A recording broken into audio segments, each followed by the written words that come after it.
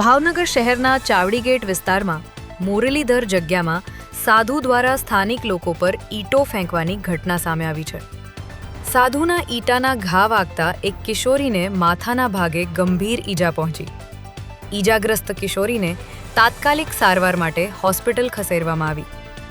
સ્થાનિક લોકોના આક્ષેપ મુજબ સાધુ અવારનવાર મકાન ખાલી કરવા બાબતે ધાકધમકી અને અભદ્ર ભાષાનો ઉપયોગ કરતો હતો।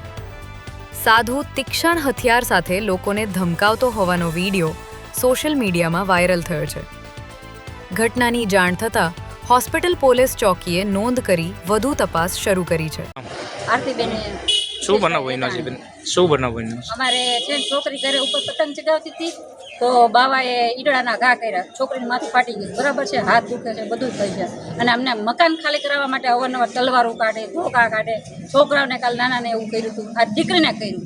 એમનું અમારે શું કરવાનું એમ વિડીયો છે અને વિડીયો છે અમારી પાસે। અમારે અત્યારે ઘરે નળિયાને એવું બધું તોડી નાખ્યું છે અમે। ઘર જો આવો કોઈએ તોડ્યું? કોઈએ તોડ્યું છે? બાવાએ ત્યાં શું કરે છે ભાઈ?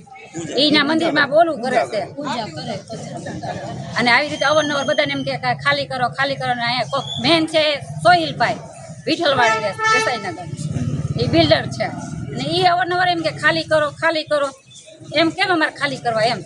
અમે કેટલા વર્ષથી અહીંયા રહીએ છીએ એમ। અને આ એક જ મારી દીકરી છે, મારી દીકરીને કાંઈક કયો તો જવાબદારી કોણ લે? બાવો લે।